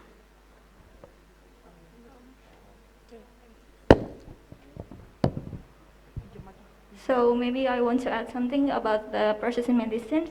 Well, we have talked to the head of the Puskesmas about the program related to the precision medicines, but they say it's still not possible to do the precision medicine in the Puskesmas because there's a lack of like human resources, and also they're struggling with the funds. So that's why we decided to make to address the awareness of the citizens around the Temple One first. And I would like to add a little bit. The only thing that they already did with that is related to genomics and genetics is about hypothyroid congenital screening. They already did to start it in the Puskesmas Temple One. Okay, thank you. So thank you so much, guys, for the group table one. You did a great job, and we are going move to the last group for today's sessions. We have group 10 from Puskesmas Sayegan. Okay.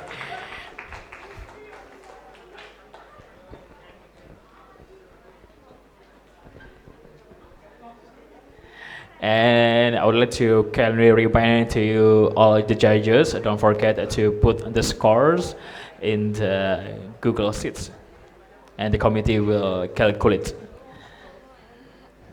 Okay, so are you ready? And the time will start when you start speaking. So.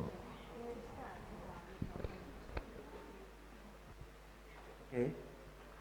Hello everyone, good morning. So we're from Group 10, Sayagan, and we are talking about the mental health issues. There are very high prevalence in Sayagan, so please enjoy the video.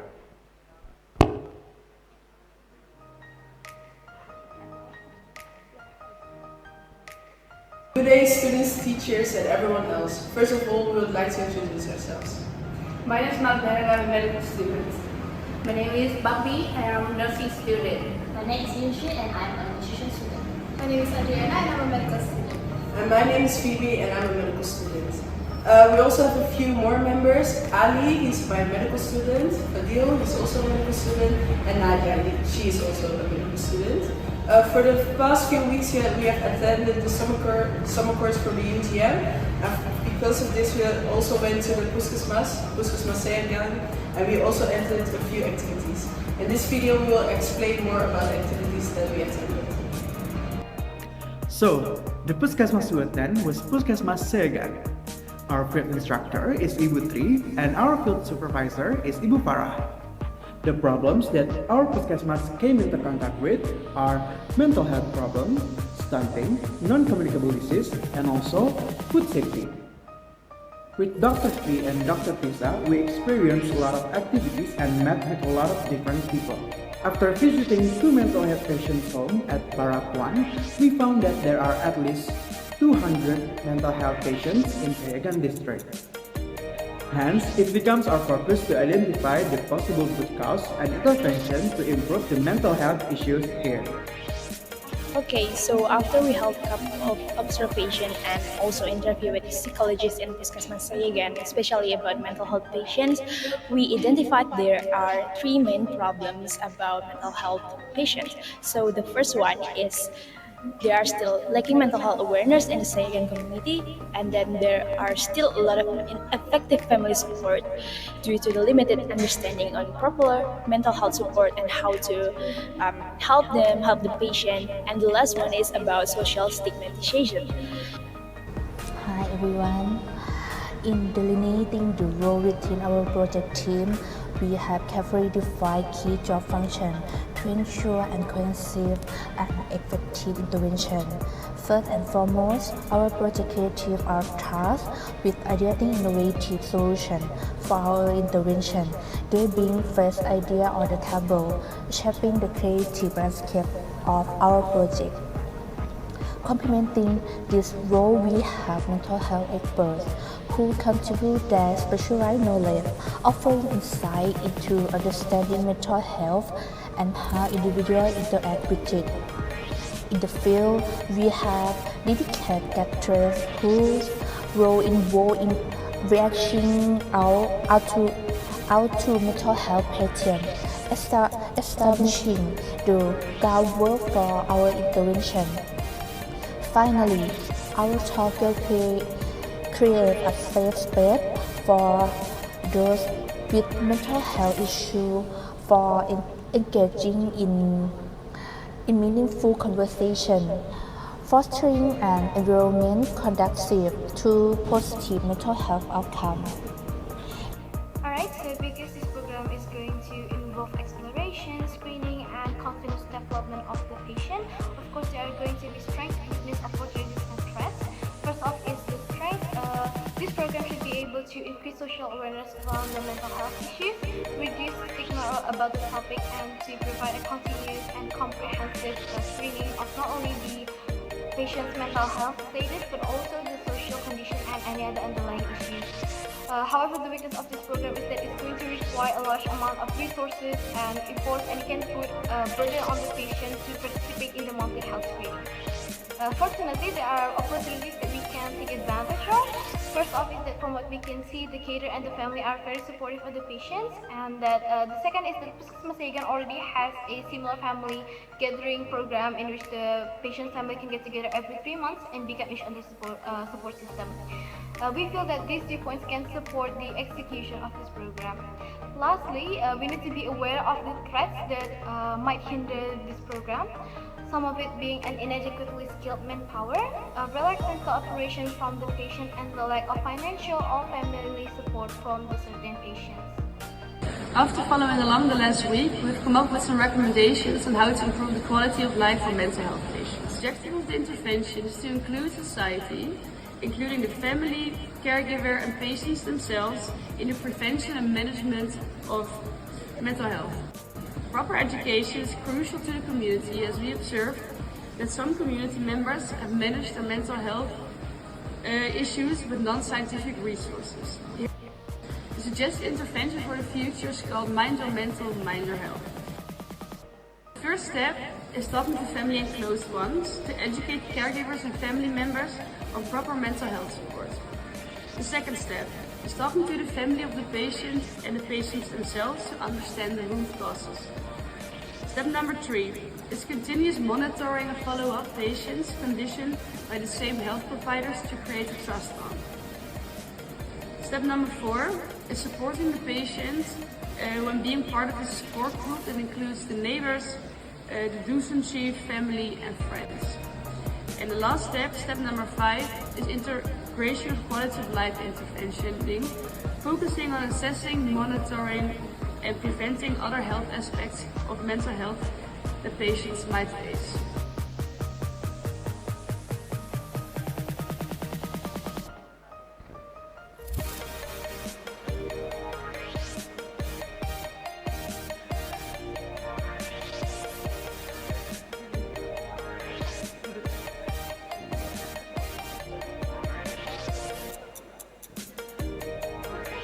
Okay, is it finished? Okay, so give applause for Group 10 from Group Sayegan, and it's a quite interesting topic about the mental health in a Sayegan Regency. Okay, for the next, I would like to hear comments from Dr. Zandi.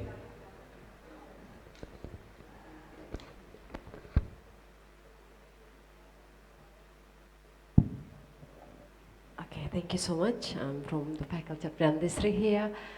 Um, I got so many inspirations for your videos, and thank you for making it a green screen. I think then you edited that. That's high effort for making these infographic videos, and so interesting here. So I got attracted by the name of, I don't know, the tagline of the Puskesmas is Ramah Anak. It means children friendly, right? So I mean, based on your main issue here, big issue here is mental health issue. You know, children. Do you know like adverse childhood experience? It's like a traumatic childhood experience and something else. So how did you identify this problem? How about the children and your big issue here? And what is your future recommendation?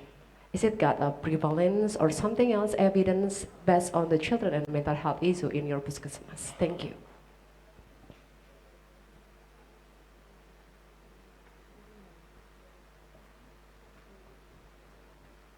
Thank you for the question.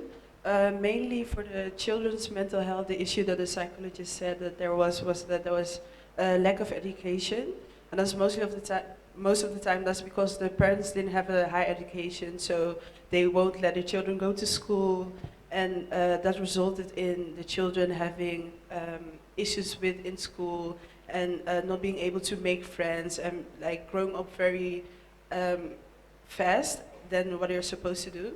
So for our future recommendation, what we really want to do is educate the parent as well why it's very important to focus on the mental health of their children and the importance of school, so the prevalence of mental health disorders would lower around the children.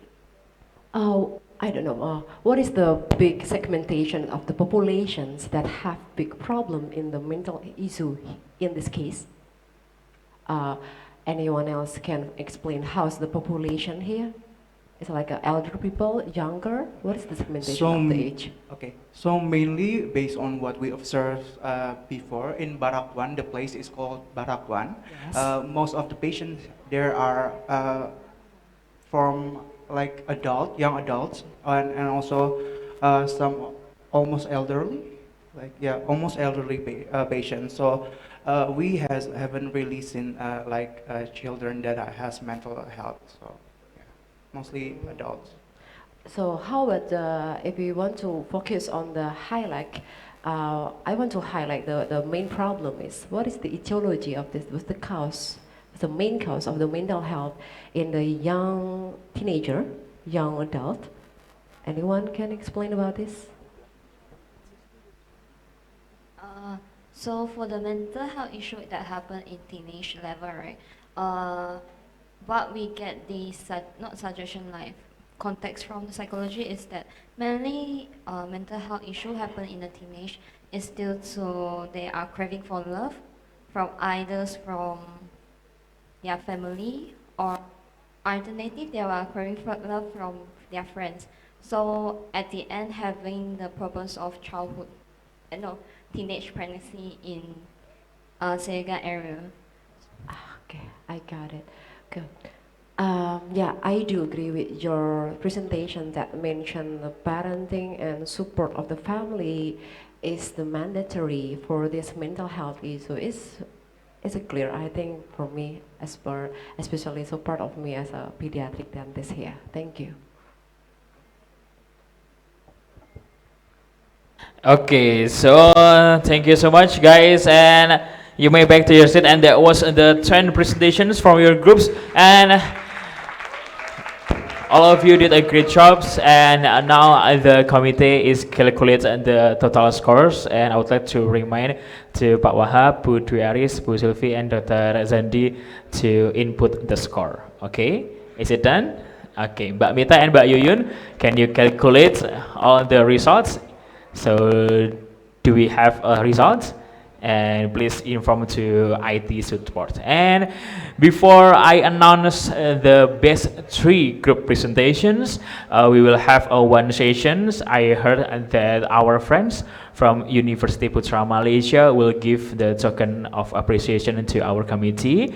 So, and Prof. Gunadi, please receive the gift from our friends from University Putra Malaysia.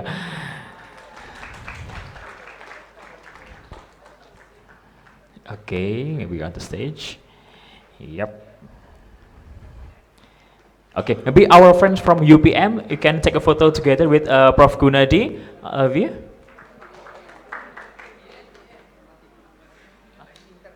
Okay, and also Bu Aryani, Bu Dwi Aris, as a academic internationalization team. Okay, would you remind to open the gift, guys? There's a red box over there. Okay, Mas Itam. So, is it okay to open the gifts? Okay.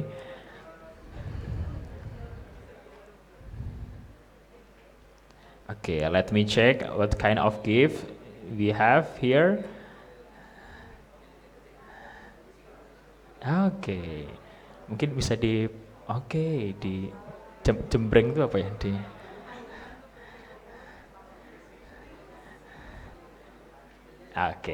oh, that sounds nice. Thank you so much. Oh, that's good. Okay, so thank you everyone. So hopefully you enjoy the summer course program, so you may back to your seats. And now we are proceed to the announcements of the best 3 for the group presentations that will be informed by Prof. Gunadi also on the podium or directly. So Mas Atan udah ready ya untuk top 3-nya ya? Oh belum. Oke, ya mungkin bisa harapan dan juga what do you expect Prof. Gunadi to our participants while we are waiting for the graphic informations about the best 3 of groups. Okay, thank you. Assalamualaikum warahmatullahi wabarakatuh. First of all, thank you very much for all participants who already present their works during outreach activities. I think around 1 week in the primary healthcare. I think when I saw the videos from all of you, it's very interesting and giving us such a message as well. How do we deliver the education to the lay person more interesting, and even we are very interested and very how to say, one of 2 videos very interesting, and we wonder how do you make such beautiful video in very short time. Even you make such your picture embedded into the picture in the PowerPoint is also interesting, and we are discussing how do you make such very interesting and very beautiful video. Please give applause to all very beautiful video explaining the program you propose to primary healthcare during 1 week. I think it's we are also thankful you very enjoy during your stay in the primary healthcare and during your activities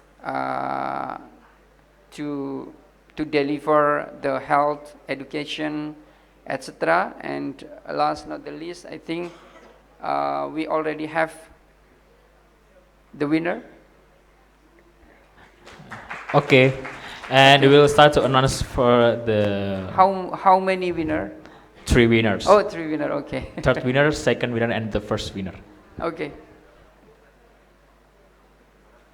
Actually, I just sent the result to your handphone, Prof. Gunadi. Oh, okay.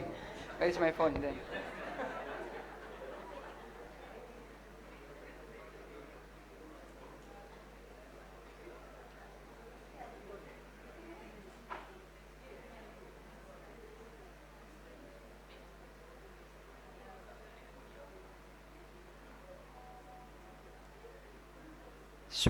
Should be number third first. Third first. Okay.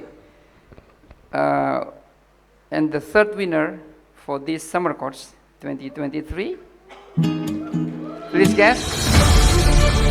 Here we are. Here you go. Group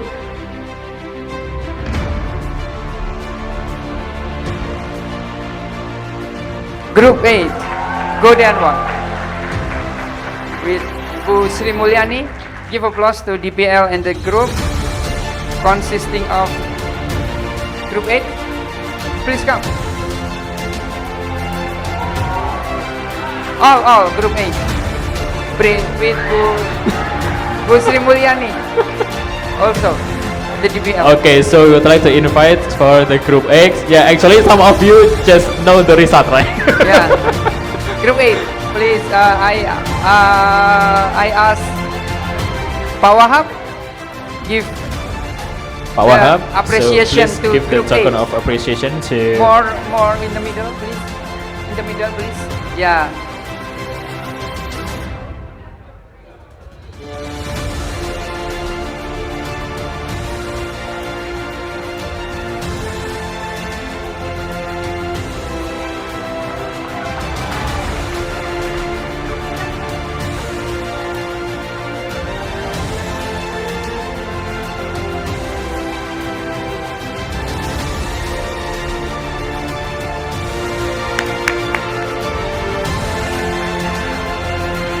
Okay, and also we have some souvenirs from the committee, and each of you will get one kits, including Bu Mulyani.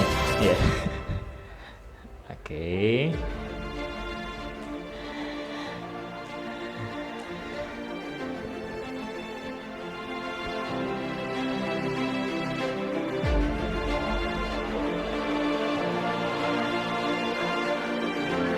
Okay, so congratulations.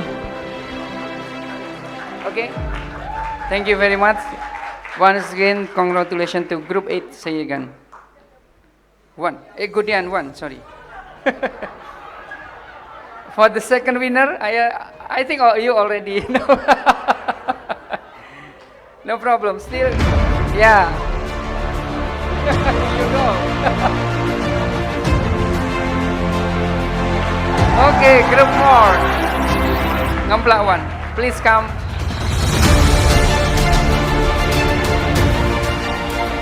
Group 4.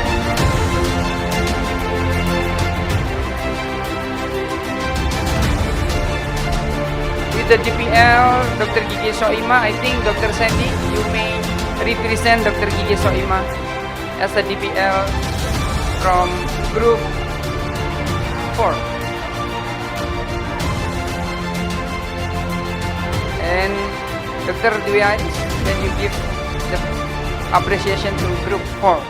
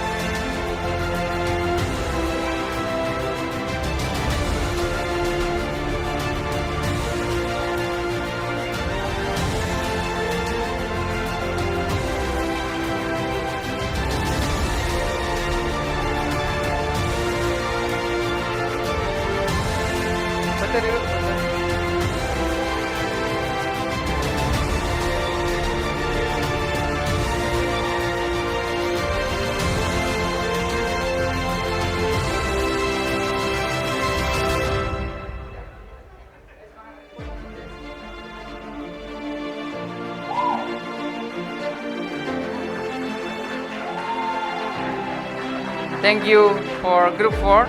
Congratulations once again. And then for the winner, the first winner. Here we go. Okay, say again. Group 10. DPL para Bu Farah Faza.